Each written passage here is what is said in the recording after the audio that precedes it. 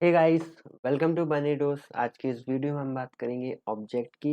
But before that, make sure like the video and subscribe to bunny dose.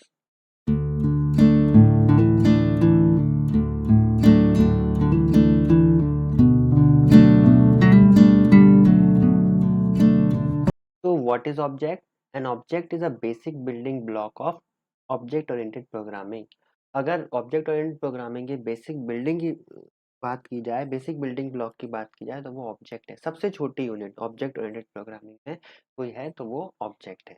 An object can be considered a real life entity having a state and behavior. Object क्या है? कोई भी real life entity जिसका अपना एक state है, जिसका अपना एक बिहेवियर है, वो एक ऑब्जेक्ट है। An object is an instant of a class and you can create many object of the same class. Object क्या है? एक क्लास का एक इंस्टेंस है और हम कई सारे ऑब्जेक्ट बना सकते हैं एक क्लास में। यहाँ पर आपको दो पिक्चर दिख रही होंगी। अगर मैं आपसे पूछूं कि ये क्या है, तो आप कहेंगे लैपटॉप है, और ये क्या है तो आप कहेंगे पेन है। No, you are wrong. They are type of laptop and type of pen. ये लैपटॉप नहीं है, ये लैपटॉप का एक प्रकार है, एक टाइप है, एक टाइप का लैपटॉप है, और ये एक टाइप की पेन है।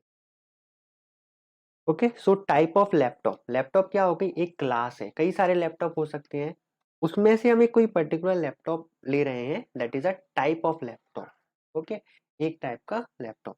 अब जनरली हम लैपटॉप ही बोलते हैं, ऐसा नहीं टाइप ऑफ लैपटॉप बोलेंगे, बट क्योंकि हम कनेक्ट करने की कोशिश कर रहे हैं हमारे ऑब्जेक्ट ओरिएंटेड प्रोग्राम को रियल वर्ल्ड से, तो उस भाषा में मैं आपको समझा रहा हूँ कि लैपटॉप क्या है? एक क्लास, और उनमें से एक लैपटॉप को चुन लेना, that is a type of laptop. वो क्या है? एक object. According to OOPS, a class is a blueprint used to generate a collection of homogeneous products referred to as object. Class क्या एक ब्लूप्रिंट है जिसकी हेल्प से हम कई सारे होमोजीनियस प्रोडक्ट, जिन्हें हम ऑब्जेक्ट कहते हैं, वो बना सकते हैं। जैसे कि you are using a laptop of company XYZ। अगर मान लीजिए जैसे मेरा लैपटॉप है वो HP का है, तो HP का जो लैपटॉप है वो एक पर्टिकुलर टाइप ऑफ लैपटॉप है, तो दैट इज अ ऑब्जेक्ट, और जो लैपटॉप है वो पूरी एक क्लास हो गई। There are two thing that all real world object have in common. तो जो दो चीजें हैं वो सारे रियल वर्ल्ड ऑब्जेक्ट में होंगी, वो क्या है? स्टेट और बिहेवियर। जैसे अगर लैपटॉप की बात की जाए, तो लैपटॉप का स्टेट क्या है? उसका नेम, कलर और प्रोसेसर। ठीक है, that is a state. And behaviour क्या है? वो ऑन होता है, वो ऑफ होता है, ऑडियो, वीडियो, और भी कई सारे बिहेवियर हो सकते हैं। A great way to start thinking about object-oriented programming is to identify the state and behavior of real life object। तो तरीका क्या है ऑब्जेक्ट ओरिएंटेड प्रोग्रामिंग को समझने का? कि आप रियल लाइफ में ऑब्जेक्ट को ढूंढिए और उनकी स्टेट और बिहेवियर का पता लगाने की कोशिश कीजिए। An entity with a clearly defined structure and behavior is called an object। ठीक है, ऐसी कोई एंटिटी जिसका आप स्ट्रक्चर या बिहेवियर क्लियरली डिफाइन कर सकते हो, उसको हम ऑब्जेक्ट कहते हैं। An object in loop can include, क्या क्या ऑब्जेक्ट हो सकते हैं उसके अंदर? एक वेरिएबल हो सकता है, डेटा स्ट्रक्चर हो सकता है, फंक्शन हो सकते हैं, और मेथड। ये सभी ऑब्जेक्ट हो सकते हैं। अब हम बात करते हैं कैरेक्टरिस्टिक ऑफ ऑब्जेक्ट की। स्टेट, पहला कैरेक्टरिस्टिक क्या है? State, the current value of each attribute continue to make up an object state. ठीक है, जो भी स्टेट की प्रेजेंट में जो वैल्यू होगी, वो उस ऑब्जेक्ट की स्टेट होगी। It can be of two type, static and dynamic. दो टाइप की स्टेट हो सकती है किसी ऑब्जेक्ट की, that is static and dynamic. Behaviour describe how an object behave and respond regarding state transition. अलग अलग कंडीशन आने पर ऑब्जेक्ट किस तरह बिहेव करेगा, that is the object behaviour. Identity, an object identity is a equal that make it distinct from all other object। Identity क्या है? कि कुछ ना कुछ ऑब्जेक्ट में ऐसा होना चाहिए जिससे हम उसे बाकी ऑब्जेक्ट से डिफरेंशिएट कर सकें, हम उसे पहचान सकें। That is the identity of object. Responsibility, it is a function of an object that it perform with in the system. उस ऑब्जेक्ट की एक सिस्टम या एक क्लास के अंदर क्या रिस्पॉन्सिबिलिटी होने वाली है, वो उस ऑब्जेक्ट की रिस्पॉन्सिबिलिटी कहलाती है।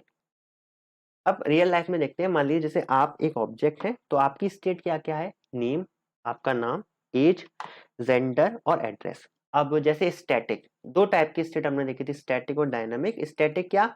जो एक बार आपको वैल्यू दे दी गई, अब वो चेंज नहीं होगी। जैसे नेम, जैसे एक बार जो आपको नाम मिल गया, अब वो चेंज नहीं होगा। जेंडर, आपका जेंडर अब चेंज नहीं होगा। एज, बट एज क्या है? वो टाइम टू टाइम चेंज होती रहेगी। तो एज क्या है? हमारा डायनेमिक स्टेट है। और नेम और जेंडर क्या है, स्टैटिक स्टेट। एड्रेस क्या है, डायनामिक स्टेट, क्योंकि हो सकता है आप थोड़े टाइम बाद किसी और जगह पर शिफ्ट हो जाए तो आपका एड्रेस चेंज हो सकता है, तो that is a dynamic state. Behaviour क्या है, आप रीडिंग करते हैं, राइटिंग करते हैं, रनिंग करते हैं, चैटिंग करते हैं, जो भी आप वर्क करते हैं अपने लाइफ में, दैट इज योर बिहेवियर अलग अलग कंडीशन पर। आइडेंटिटी, आपको यूनिकली आइडेंटिफाई कैसे किया जाता है, आपकी आईडी, जैसे आधार नंबर और पैन नंबर। आपके पास जो आधार नंबर है वो इस पूरे इंडिया में या इस पूरी दुनिया में किसी के पास नहीं होगा जो आपका नंबर है, तो दैट इज योर आइडेंटिटी, आपको उससे यूनिकली आइडेंटिफाई किया जा सकता है। Responsibility to study and get good marks, as a student आपकी रिस्पॉन्सिबिलिटी है कि आप स्टडी करें और अच्छे मार्क्स प्राप्त करें। ओके, तो ऑब्जेक्ट के बेनिफिट क्या है, सबसे पहला modularity. The source code for an object can be written and maintained independently of the source code for other object। मतलब अलग अलग ऑब्जेक्ट के सोर्स कोड हम अलग अलग इंडिपेंडेंटली मेंटेन कर सकते हैं। इससे फायदा क्या होगा, मान लीजिए हम कोई दूसरे प्रोजेक्ट में शिफ्ट हुए और हमें एक ऐसे ऑब्जेक्ट की जरूरत पड़ी जो हमने पहले बनाया था, तो हम उसे डायरेक्टली इंडिपेंडेंटली दूसरे प्रोजेक्ट में भी यूज कर सकते हैं। That is a modularity. Once created an object can be easily passed around inside the system. Okay, information hiding, that is a encapsulation. आप ऊप्स में देखेंगे कई चीजें सेम टाइप की हैं बट नाम बदल कर आ जाती है, जैसे यहाँ पर इंफॉर्मेशन हाइडिंग है, that is encapsulation. By interacting only with the object method the detail of its internal implementation remain hidden from the outside world. Okay, तो हम इंफॉर्मेशन हाइड कर सकते हैं क्योंकि हम ऑब्जेक्ट के केवल मेथड से ही यूजर को इंटरेक्ट कराएंगे, उसकी प्राइवेट डिटेल से नहीं।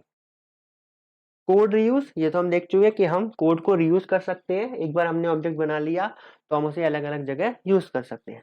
Pluggability and debugging is, if a particular object turn out to be problematic, you can simply remove it from your application and plug in a different object as a replacement।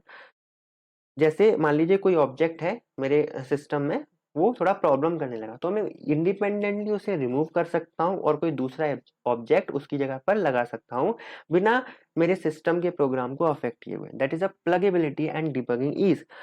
This is analogous to fixing mechanical problem in the real world. If a bolt break, you replace it, not the entire machine। जैसे आपकी machine का कोई अगर bolt खराब हो जाए तो आप पूरी मशीन तो नहीं बदलेंगे ना, केवल उस बोल्ट को निकालेंगे और उसे बदल देंगे। इसी तरह ऑब्जेक्ट भी प्लगेबल है और डीबगिंग के लिए आसान है। ओके, तो this is all about object. I hope आपको ये वीडियो पसंद आया होगा। अगर आपको वीडियो पसंद आया तो इस वीडियो को लाइक कीजिए, चैनल को सब्सक्राइब कीजिए। Thank you very much.